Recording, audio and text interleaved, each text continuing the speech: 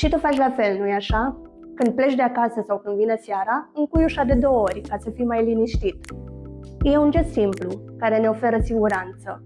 Cum ar fi să avem aceeași grijă și de telefonul sau de laptopul nostru.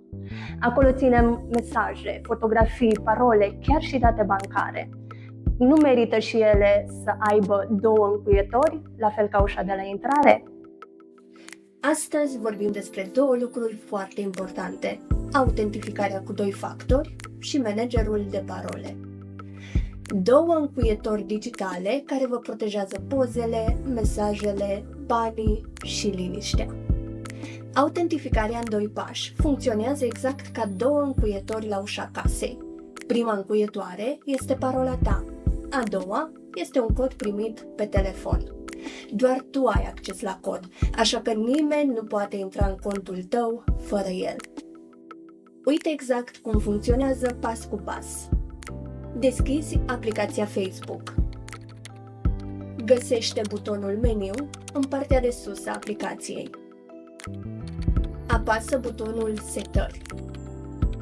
Apoi, selectează Administrare conturi. Apasă Parolă și Securitate. Derulează până la Autentificare cu 2 factori și selectează-o.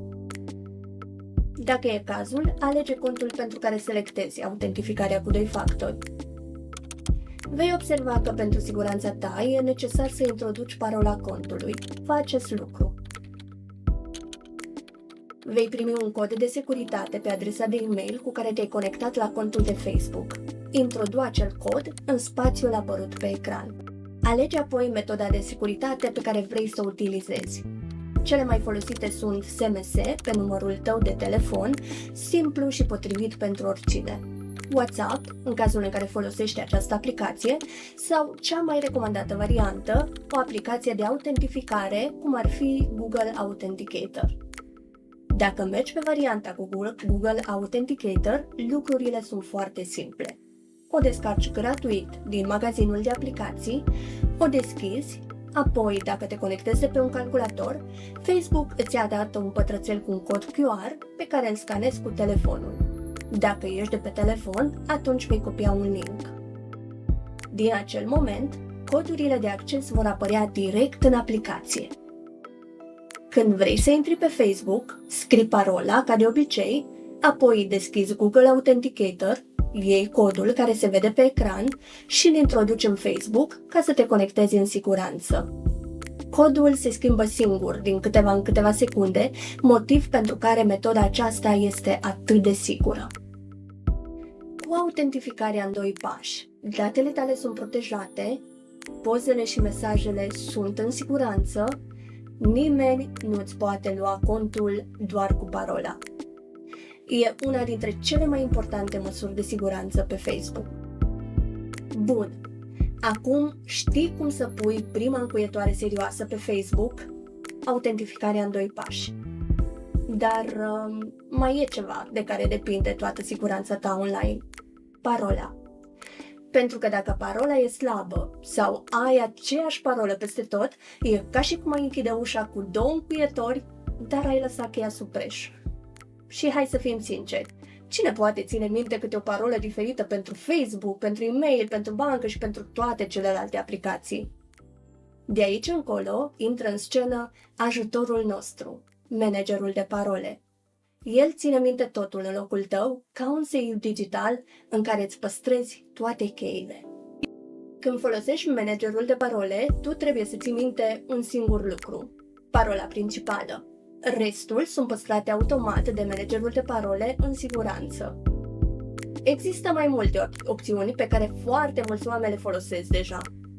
Un exemplu foarte bun este Google Password Manager, integrat în Google Chrome și pe telefoanele Android. Managerii de parole incorporați pe telefon, cum ar fi Samsung Pass sau iCloud Keychain pe iPhone. Toate acestea te ajută să salvezi parole și să le completezi automat. Dacă vrei un manager de parole care merge pe orice telefon sau calculator, atunci o aplicație independentă, precum Bitwarden, este un exemplu foarte bun. Îți vom explica într-un video separat din bibliotecă Cum să configurezi o astfel de aplicație? Indiferent dacă folosești Google Password Manager, iCloud Keychain sau o aplicație dedicată precum Bitwarden sau alta asemănătoare, principiul e același. Tu ai o parolă, safe-ul digital le ține pe toate celelalte.